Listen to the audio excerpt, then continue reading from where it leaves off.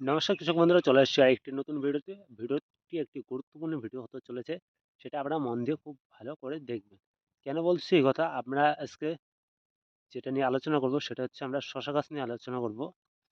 আর শশা গাছের অনেক সময় দেখতে পাবেন, এটা কিন্তু যেটা আপনারা আমার মাথার উপরে যে শশা গাছটি দেখতেছেন, এই গাছের জন্য না, এটা আমারই ক্ষেত। আর এখানে একটু ছায়া পড়তেছে, তাই ছায়ার নিচে বসে আমরা ভিডিও করতেছি।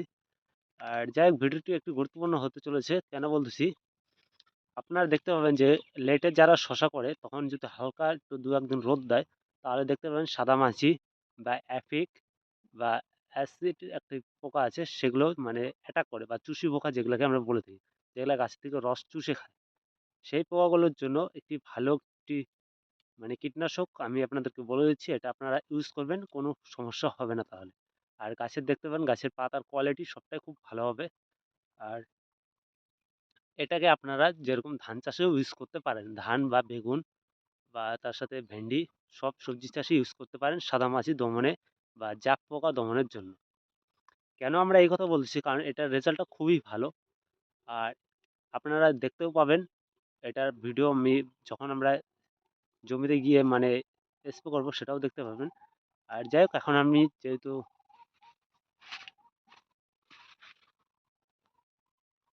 এই যে এখানে দেখতে পাচ্ছেন যে অশ্বিনী, এটা হচ্ছে পিআই কোম্পানির অশ্বিনী আলট্রা। এখানে দেখুন অশ্বিনী আলট্রা, আর এটাকে আমি স্প্রে করা হয়ে গেছে আমার। স্প্রে করার পর আপনাদেরকে ভিডিও করতেছি। যাই হোক, তার জন্য দুঃখিত। আর আমি স্প্রে করার সময় কি মানে প্রথমে মোবাইল আনিনি, তার জন্য আপনাদেরকে ছেঁড়া প্যাকেট দেখাচ্ছি। যাই হোক, আপনাদেরকে বলে দেই এটা কি কি কাজ করবে তার জন্য। এটা আপনারা অ্যাফিক, থ্রিপস, বিপিএস 2, তারপর আপনাদের যেরকম জাপ পোকা আছে এগুলোর জন্য খুব ভালো ওষুধ। আর এটা একটি সিস্টেম্যাটিক ইনসেক্টিসাইড। যে এটা সিস্টেম্যাটিক ইনসেক্টিসাইড। আর এটা প্যাকেটিংয়ের যে ওজন আছে সেটা হচ্ছে দেখুন 3.48 গ্রাম, মোটামুটি 3.5 গ্রামের মতো আছে। এটা খুবই ভালো সাদামাছি বা অ্যাপিক বা আপনাদের জাপ পোকার জন্য খুবই ভালো কাজ করে। আর এটাকে আমরা আজকে ইউজ করব কোথায়? শশা চাষের জমিতে। আর এটাকে মোটামুটি আপনারা যখন স্প্রে করবেন, ঠিক মোটামুটি মনে করেন প্রায় 4 থেকে 5 মিনিট আগে এটাকে জলে গুলিয়ে রেখে তারপর স্প্রে করবেন। তাহলে কি, যে এটা যেহেতু দানাদার ফর্মেশন আসতেছে মানে ডাব্লিউজি ফর্মেশনে, এর জন্য আপনাদেরকে এটা ভিতরে দানাদার পাবেন। এটা যদি 4-5 মিনিট অসুবিধা হবে না যতদূর মনে হয় কোনো কৃষক ভাইদের। আমি যেরকম 4-5 মিনিট গুলিয়ে রেখে তারপরে স্প্রে করি। আর এটার যে টেকনিক্যাল যেটা দেখতে পারেন ডাইফিউরান 70%। আর এটারই আমি আরেকটা অংশ নিয়ে যেটা আছে সেটার মধ্যে 20% ডাব্লিউজি ফর্মেশন আছে ডাইফিউরান। আর এটাতে একটু বেশি আছে, তার জন্য এটার দামও বেশি, ওটার দামও কম। ওটা মোটামুটি আমাদের এখানে প্রায় 38 টাকার মতো নেয় দোকানে। আর এটা আপনারা দেখছেন এটা মোটামুটি 40 টাকার মতো নেয়। আর এটা আপনারা কখন কখন ইউজ করবেন? এটা আপনারা মোটামুটি বেলা মোটামুটি মনে করুন 3:30 বা 4টার পরে স্প্রে করবেন, যখন বেলাটা একটু হেলবে বা রোদের টেম্পারটা অটোমেটিক্যালি কমে যাবে। আর একদম সকালে। আর তার সাথে যদি আপনারা যদি পারেন যে নিম অয়েল ইউজ করবেন, খুব ভালো রেজাল্ট পাবেন। যেহেতু আমি শশা চাষে ইউজ করতেছি, আজকে আমি নিম অয়েল দিব না, কারণ আমাদের এখানে আজকে ঝকঝকে রোদ্দুর দেখা যাচ্ছে। আপনারা তাই ভিডিওর মধ্যে দেখতেইছেন। আপনারা মোটামুটি এটা আর কোন কোন সবজি চাষে ইউজ করবেন? এটা যেরকম ভেন্ডি চাষে ইউজ করা যায়, সব রকম সবজি চাষে এটা ইউজ করা যায়, কোনো অসুবিধা হবে না আপনাদের ইউজের জন্য। আরেকটা জিনিস এটা দেওয়ার সময় আপনার মাথায় রাখবেন, যদি আপনারা যদি অল্প পরিমাণ করে যদি চাপ পারেন তো বিষ স্প্রে করেন, যেরকম প্রোফেক্স ইউজ করতে পারেন বা 505 নামে একটি বিষ আছে সেটা স্প্রে করতে পারেন। হামলা স্প্রে করতে পারেন যদি আপনারা ধান চাষে ইউজ করেন।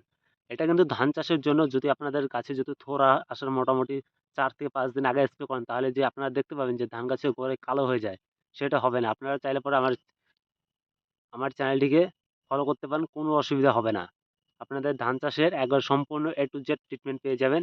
কারণ আমাদের ধান চাষের ধানের বীজ মোটামুটি আর 1-2 দিনের মধ্যে বলন করা হবে। আজকে বলেছি বাবাকে যে জমিতে মানে রোটাভেটর দেওয়ার জন্য। যাই হোক, আজকে দিতে পারিনি, কালকে দিবে। আমি ফোন করেছিলাম পরে ট্রাক্টর মালিককে। আমাদের যেহেতু ট্রাক্টর নাই তার জন্য। আর এখন আপনারা দেখতে পাবেন যে আমরা জমিতে গিয়ে স্প্রে করব। আর সাধারণত হয়তো আপনারা দেখতে পাবেন না যে এটাকে আমরা মানে ড্রামে মানে বালতিতে দেখতে পাবেন যে গুলিয়ে রাখছে, তারপর এটাকে স্প্রে করা হবে। যাই হোক, আপনারা প্যাকেটটাই মানে প্যাকেট থেকে ছিঁড়াটা দেখাতে পারলাম না, তার জন্য একটু দুঃখিত আছি। যাই হোক, এখন আপনারা জমিতে গিয়ে দেখতে পাবেন আমরা কিভাবে স্প্রে করতেছি। এখানে ওষুধটা ভালো করে ঘোল বানানো হচ্ছে। তারপর এখন আমরা চলে যাচ্ছি স্প্রে করার জন্য।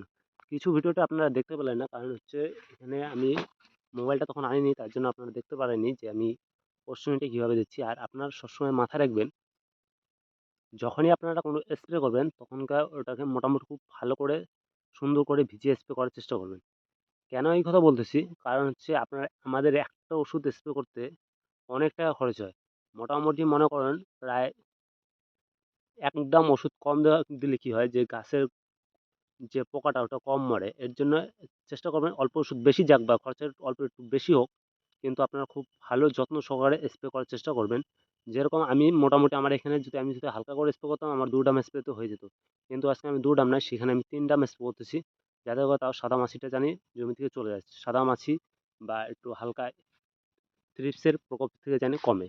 আর থ্রিপসের জন্য এরপরে আপনারা একটু ভালো ভিডিও আসতে চলেছে। সেটা হচ্ছে যখন আমরা স্প্রে করবো তখন আপনাদেরকে দেখিয়ে দেবো এটা কি দেবো। আর গাছের যে পাতাগুলো এগুলো হালকা, হালকা একটু হলুদ, হলুদ ছাক, ছাক দাগ দেখতেছেন। আর এই যে দেখুন আমরা কিভাবে স্প্রে করছি। মানে পুরোটা গাছটা ভালো করে ভিজিয়ে দিচ্ছি। আর আপনারা এরকমভাবে স্প্রে করবেন। আর আপনারা দেখেছেন যে আমি মোটামুটি ৩ দিন ৪ দিন আগে চাপান দিয়েছি। ১ম চাপান যেদিন দিয়েছিলাম সেদিন হালকা বৃষ্টি হয়েছিল। কিন্তু পরের চাপানের দিন বৃষ্টি হয়নি। তার জন্য ওই যে নিচের মাটিগুলো একটু হালকা সাদা, সাদা দেখা যাচ্ছে। কিন্তু যাই হোক, এখানে আজকে যেরকম ওয়েদারের রিপোর্ট দেখলাম যে আগামীকাল থেকে বৃষ্টি হওয়ার সম্ভাবনা আছে উত্তরবঙ্গে, মোটামুটি বেশ ভারী বৃষ্টি। যাই হোক, আপনারা খুব ভালো করে সুন্দর করে চেষ্টা করবেন স্প্রে করার, যেরকমভাবে আমি দিচ্ছি। আর আমার ওই পাশের যে জমিটা দেখতেছেন যে ওই পাশটা একটু মানে বেশি একটু ঢাকা, ঢাকা আছে। ওই পাশটাতে মোটামুটি আমাদের এখানে আমি গ্যারা চাষ করেছি। আর ওখানে বেশি স্প্রে লাগেনি, তার জন্য গ্যারা চাষের কোনো স্প্রে আমি দেখাতে পারিনি, যেটাকে আমরা ধুন্দুল বলে থাকি। যাই হোক, চেষ্টা করবো নেক্সটে আমি একটা গ্যারা চাষের ভিডিও দেওয়ার। আর ভিডিওটি যে দেখলেন একবার খুব সুন্দর করে স্প্রে করবেন। তাহলে পোকাটা একবার জমি থেকে দমন হয়ে যাবে। আর ভিডিওটি যদি আপনাদেরকে যদি ভালো লেগে থাকে অবশ্যই চ্যানেলটিকে ফলো করবেন। তার সাথে চ্যানেলটিকে সাবস্ক্রাইব করুন। কমেন্ট, লাইক, শেয়ার দুটোই করবেন।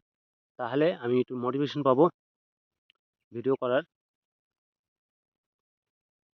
দেখা হচ্ছে নেক্সট ভিডিওতে।